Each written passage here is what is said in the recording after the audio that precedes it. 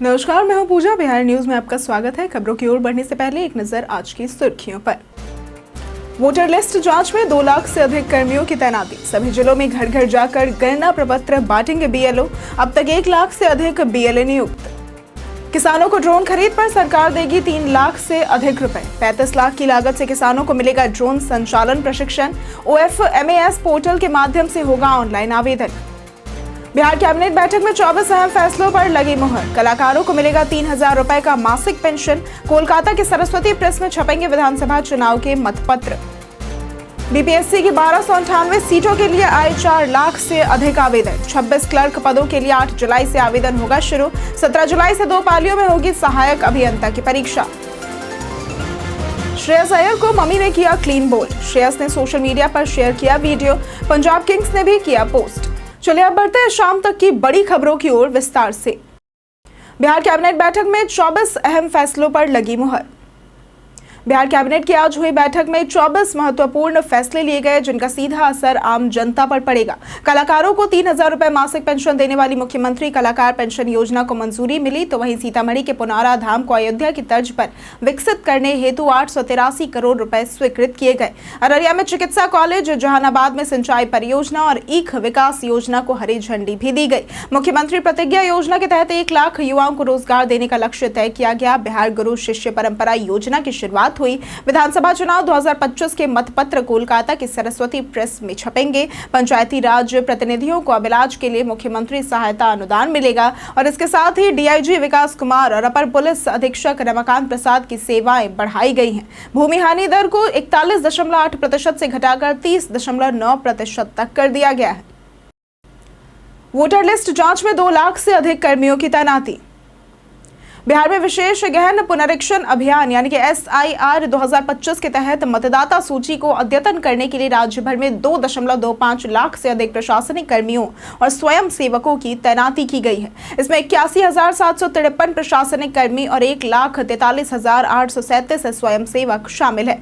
सभी 38 जिलों में BLO और स्वयं सेवक घर घर जाकर गणना प्रपत्र बांटने, संग्रह करने और भरने में मदद कर रहे हैं। 20,603 नए मतदान केंद्रों के लिए अतिरिक्त कर्मियों की तैनाती हो रही है। अब तक 1.5 लाख से अधिक BLA नियुक्त किए जा चुके हैं, जो मतदाता सूची के सत्यापन में सहयोग कर रहे हैं। आयोग ने सभी दलों से समय पर BLA नियुक्त करने की अपील की है। नागरिक टोल फ्री नंबर 1950 पर जानकारी प्राप्त कर सकते हैं और सोशल मीडिया हैंडल्स पर अभियान से जुड़ी जानकारी भी पा सकते हैं। बीपीएससी की 1298 सीटों के लिए आए 4 लाख से अधिक आवेदन।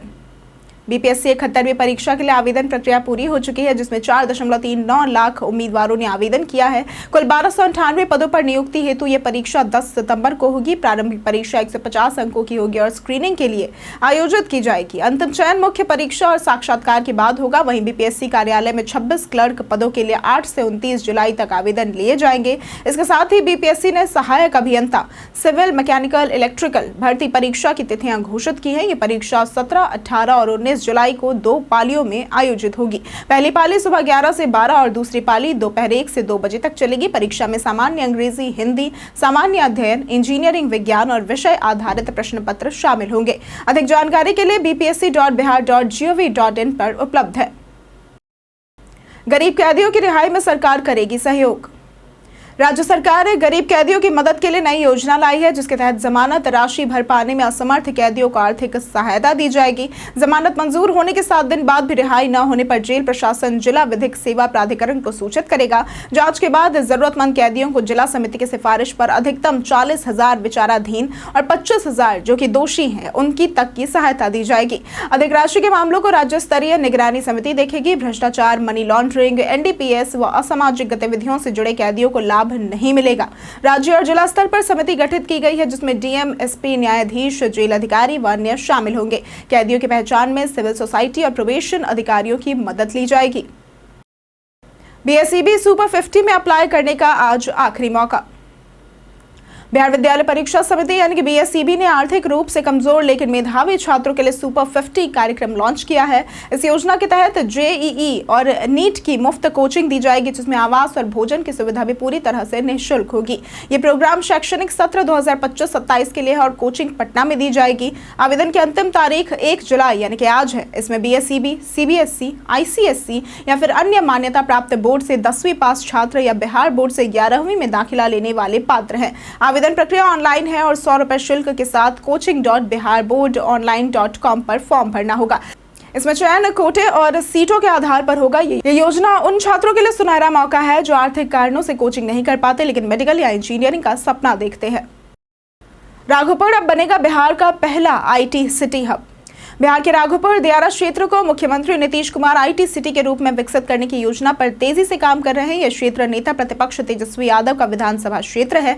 परियोजना में आईटी पार्क, लॉजिस्टिक हब, औद्योगिक क्षेत्र और टाउनशिप का निर्माण शामिल है। गंगा किनारे स्थित राघोपुर को पटना से जोड़ने वाला 6 लेन कच्ची दरगाह बिदुपुर पुल उद्घाटन के बाद अब मात्र 5 मिनट की दूरी पर है। उच्च स्तरीय समिति ने क्षेत्र का सर्वे कर रिपोर्ट नगर विकास विभाग को सौंपने की तैयारी की है। इस परियोजना से स्थानीय युवाओं को रोजगार, आधुनिक आवास और बेहतर जीवन शैली मिलेगी। ये कदम न केवल विकास बल्कि सियासी रणनीति के तौर पर भी देखा जा रहा है, जिसे 2025 चुनाव से पहले नीतीश तेजस्वी के गढ़ में अपनी पकड़ मजबूत करना चाहते हैं।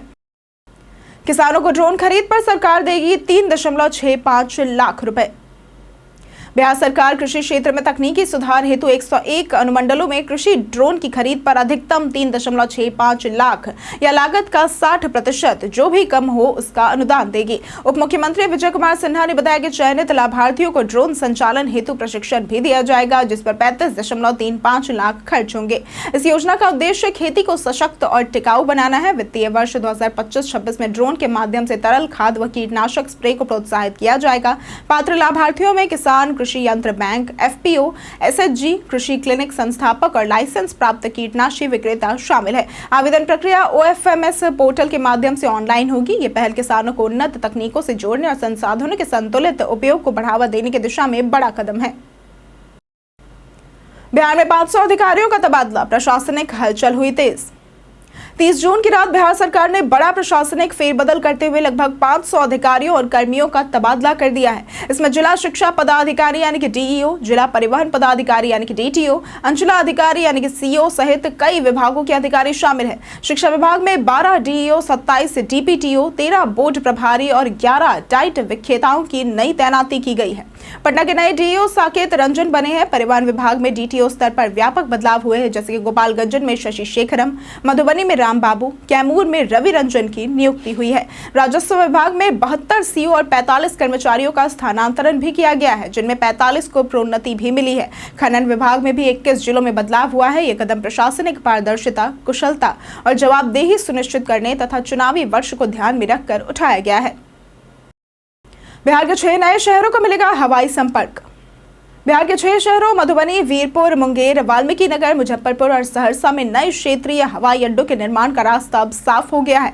इसके लिए बिहार सरकार और एयरपोर्ट अथॉरिटी ऑफ इंडिया यानी कि एएआई के बीच एमओयू साइन हुआ है। शुरुआती तौर पर राज्य सरकार ने 150 करोड़ रुपए का बजट स्वीकृत किया है, जिससे हर एयरपोर्ट के लिए 25 करोड़ रुपए मिलने वाले हैं। ये राशि सर्वे, भूमि अधिग्रहण, रनवे और टर्मिनल निर्माण जैसे बुनियादी कार्यों पर खर्च होगी। बिहार में आने वाले समय में 10 नए एयरपोर्ट विकसित किए जाने की योजना है।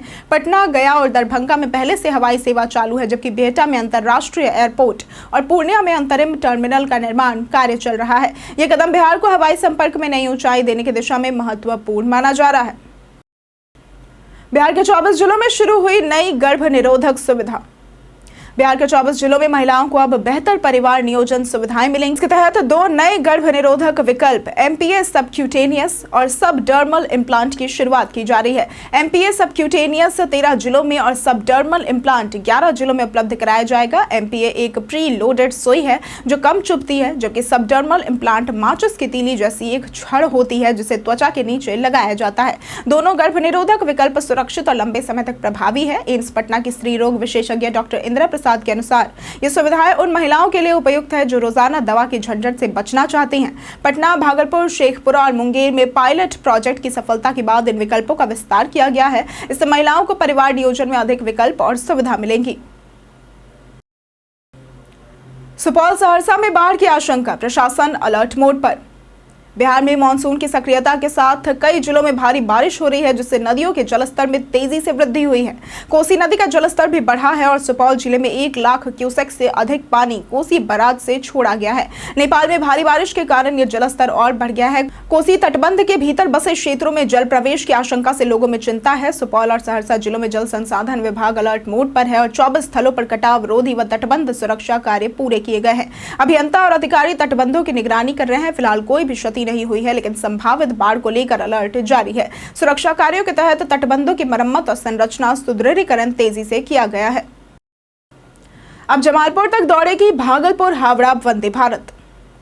भागलपुर हावड़ा वंदे भारत एक्सप्रेस ट्रेन का विस्तार अब मुंगेर के जमालपुर तक किया जाएगा। इसके लिए नया टाइम टेबल प्रस्तावित है, जिसमें ट्रेन जमालपुर से चलेगी और भागलपुर होते हुए हावड़ा जाएगी। हावड़ा से यह सुबह 7:45 पर रवाना होकर दोपहर 1:15 पर भागलपुर पहुंचेगी और फिर 1:17 पर जमालपुर के लिए रवाना होगी। वापसी में ये ट्रेन जमालपुर से शाम 3:30 बजे चलकर 4:22 पर भागलपुर पहुंचेगी और वहां से 4:24 पर हावड़ा के लिए रवाना होगी। लंबे समय से जमालपुर तक वंदे भारत विस्तार की मांग की जा रही थी। उप मुख्यमंत्री सम्राट चौधरी ने भी रेल मंत्री से ये मुद्दा उठाया था।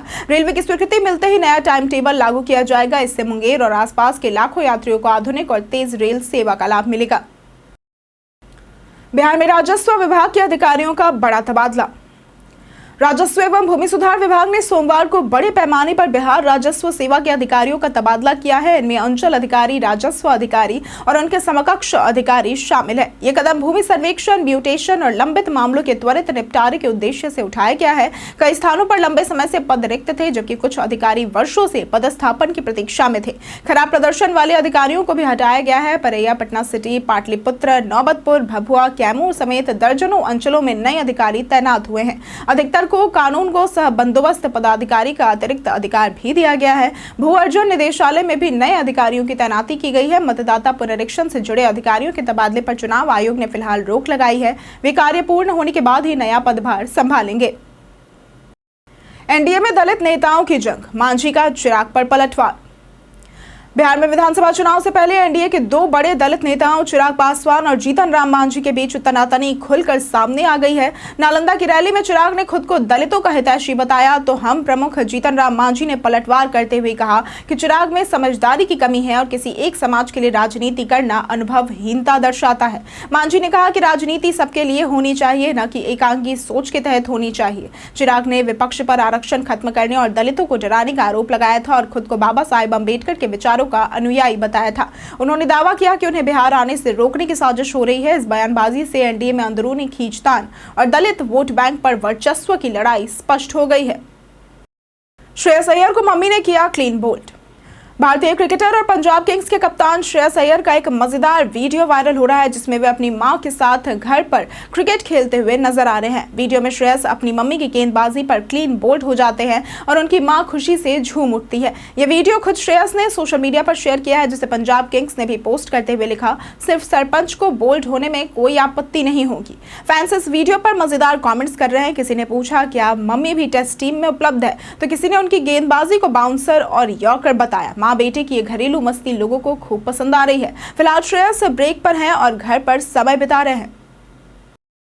बीते दिन हमारे द्वारा पूछे गए सवाल का जवाब आप लोगों में से बहुत लोगों ने हमारे कमेंट सेक्शन में लिख कर दिया है। जिन्होंने हमारे द्वारा पूछे गए सवाल का जवाब दिया है उनके नाम है राजकिशोर, पवन कुमार, राकेश मिश्रा, लक्ष्मी मेहता, सुमन साहू, मनोज दास, जितेंद्र ठाकुर, लता राय, अनवर करीम खान, नौशाद अंसारी, संजीव कुमार, निधि नाथ, रंजीत मिश्रा, विजय सिंह, शिव शंकर शुक्ला और शिवम सिंह।